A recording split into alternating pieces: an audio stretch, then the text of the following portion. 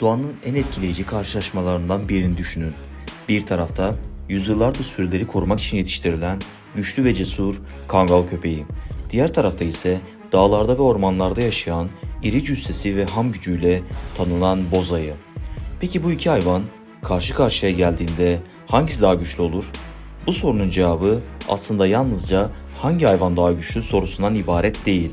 Çünkü kangal ile boz ayı arasında boyut, ağırlık, kas gücü, pençe ve çene yapısı, dayanıklılık ve savunma yetenekleri açısından büyük farklar bulunuyor. Öncelikle kangal köpeğine bakalım. Kangal, Anadolu'nun en tanınmış çoban köpeklerinden biridir. Yüzyıllar boyunca özellikle sürüleri kurt, çakal ve diğer yırtıcılara karşı korumak amacıyla kullanılmıştır. Bu nedenle kangalın fiziksel gücü kadar cesareti, çevikliği ve tehdit karşısındaki kararlılığı da önemlidir. Yetişkin bir kangal oldukça iri ve kaslı olabilir. Güçlü gövdesi, sağlam kemikleri ve kuvvetli çenesi ona ciddi bir fiziksel kapasite kazandırır. Ayrıca kangalın en önemli avantajlarından biri hareket kabiliyetidir. Bir ayıya kıyasla çok daha çevik hareket edebilir, hızla yön değiştirebilir ve tehlikeden uzaklaşabilir. Fakat karşı tarafta boz ayı var. Boz ayı, kangalın karşılaşabileceği hayvanlar arasında fiziksel açıdan çok daha üst bir sınıfta yer alır. Yetişkin bir boz ayının ağırlığı bölgeye, yaşına, cinsiyetine ve mevsime göre büyük farklılıklar gösterebilir. Özellikle yetişkin erkekler büyük bir kangalın birkaç katı ağırlığa ulaşabilir. Buradaki en önemli nokta ağırlığın tek başına her şeyi belirlememesidir. Ancak bu kadar büyük bir kütle farkı doğrudan fiziksel mücadelede son derece önemli bir avantajdır. Bir boz ayının ön bacakları olağanüstü güçlüdür. Kalın kas yapısı, güçlü omuzları ve büyük pençeleri onun toprağa kazmasına, ağaçlara tırmanmasına, yiyecek aramasına ve gerektiğinde kendisini savunmasına yardımcı olur. Ayrıca ayının kafatası ve çene yapısı da oldukça güçlüdür. Kangalın güçlü çenesi tehlikeli olsa da boz ayının genel vücut yapısı çok daha büyük bir yırtıcı memelinin fiziksel kapasitesini temsil eder.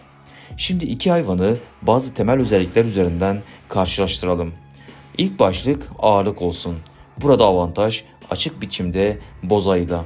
Büyük bir kangal etkileyici derecede güçlü olsa da yetişkin bir erkek boz ayı onun ağırlığının birkaç katına çıkabilir. Bu fiziksel temas sırasında çok büyük bir fark yaratır. İkinci başlık ham kas gücü olsun. Burada da boz ayı öne çıkar. Ayının vücudu yalnızca büyük değildir. Aynı zamanda büyük kütlesini taşıyabilecek son derece güçlü kaslara sahiptir. Özellikle ön gövdesi ve omuzları dikkat çekici. Üçüncü başlık hız ve çeviklik olsun. İşte bu noktada kangalın avantajı ortaya çıkıyor. Kangal dört ayak üzerinde hızlı hareket edebilir ve kısa mesafelerde son derece çevik olabilir. Bir tehdit karşısında doğrudan saldırmak yerine mesafeyi koruyabilir, yaklaşabilir, geri çekilebilir ve tekrar pozisyon alabilir. Boz ayılar da sanıldığının aksine oldukça hızlı hayvanlardır. Ancak genel hareket kabiliyeti ve özellikle yön değiştirme konusunda kangalın daha avantajlı olduğu söylenebilir. Dördüncü başlık silahlar olsun. Burada silah derken hayvanların doğal savunma ve saldırı araçlarından söz ediyoruz. Bu yanlış anlaşılmasın. Kangalın en önemli fiziksel araçları çenesi ve dişleridir. Güçlü boyun kasları da ısırma ve tutunma sırasında önemli rol oynar. Boz ayının ise hem güçlü çenesi hem de çok büyük pençeleri vardır. Bu nedenle iki hayvanın doğal silahlarını değerlendirdiğimizde ayının daha geniş bir avantaj setine sahip olduğunu görüyoruz. Beşinci başlık dayanıklılık olsun. Kangal uzun süre hareket edebilen, zorlu arazi şartlarına uyum sağlayabilen bir çalışma köpeğidir.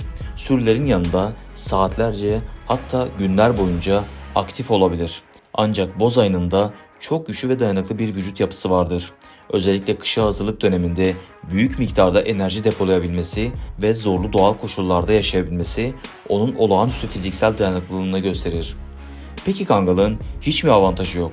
Elbette var. Kangalın en büyük avantajlarından biri davranışsal olarak tehditleri uzaklaştırmaya yönelik yetiştirilmiş olması. Bir çoban köpeğinin görevi çoğu zaman başka bir hayvanla ölümüne dövüşmek değildir. Asıl görevi sürüye yaklaşan tehdidi caydırmak ve uzaklaştırmaktır. Bu nedenle kangalın havlaması, vücut duruşu, hızlı hareketleri ve kararlı davranışı başlı başına bir savunma mekanizmasıdır. Üstelik kangal tek başına düşünülmemeli. Geleneksel sürü koruma sistemlerinde birden fazla köpeğin bulunması hayvanların birbirleriyle koordinasyon kurmasını sağlar.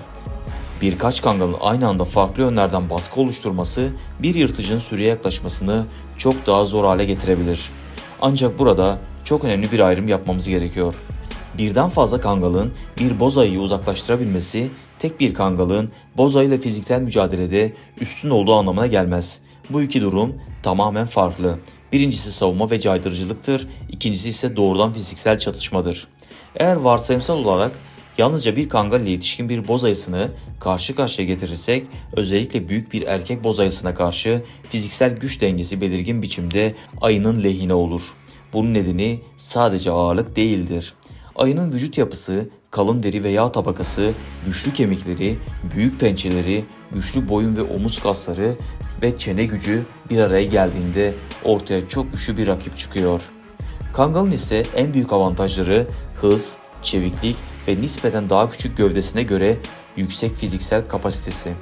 Fakat bu avantajlar aradaki kütle farkını tamamen ortadan kaldırmaz. Şimdi biraz da doğadaki davranışlara bakalım. Boz ayılar genellikle insanlardan ve büyük tehditlerden kaçınmayı tercih eder. Her ayı saldırgan değildir. Fakat çoğu durumda ayının ilk tercihi çatışmaya girmek yerine uzaklaşmaktır. Özellikle yavruları olmayan bir ayı için gereksiz bir mücadele ciddi bir enerji kaybı olabilir. Bu nedenle gerçek hayatta bir kangal ile boz ayının karşılaşması mutlaka bir dövüşle sonuçlanacak diye düşünmek doğru değil.